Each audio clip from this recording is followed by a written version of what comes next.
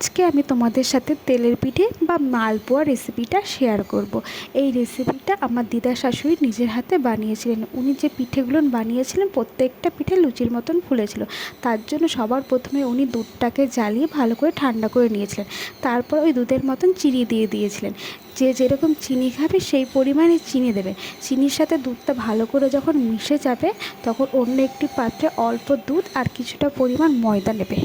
দুধের সাথে ময়দাটা এমনভাবে মাখতে হবে যে ময়দার ভিতরে যে দলা দলা ভাবটা সেটা না থাকে। তার জন্য উনি কিছুটা করে দুধ আর কিছুটা ময়দা একসঙ্গে মেখে নিয়েছিল। পুরোটা যখন মাখা হয়ে গেছিলো তার মধ্যে স্বাদ মতো নুন ও কিছুটা সুজি দিয়ে আবার ভালো করে মেখে একটি পাতলা ব্যাটার তৈরি করে নিয়েছিল।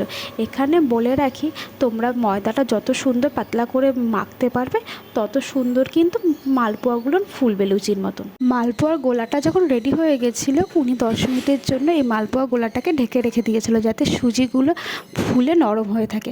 তারপর 10 মিনিট পরে কড়াইতে সাদা তেল গরম করে এক এক করে মালপোয়াগুলো ভেজে নিচ্ছিল। তোমরা তো দেখতেই পাচ্ছ মালপোয়াগুলো কীরকম ফুলছে লুচির মতো। আমার দিদা শাশুড়ির হাতের বানানো মালপোয়াটা তোমাদের কেমন লাগলো অবশ্যই কমেন্ট করে জানাবে। ভিডিওটা ভালো লাগলে একটা করে লাইক করবে ও চ্যানেলটাকে সাবস্ক্রাইব করে আমার পাশে থাকবে। Thanks for watching, by.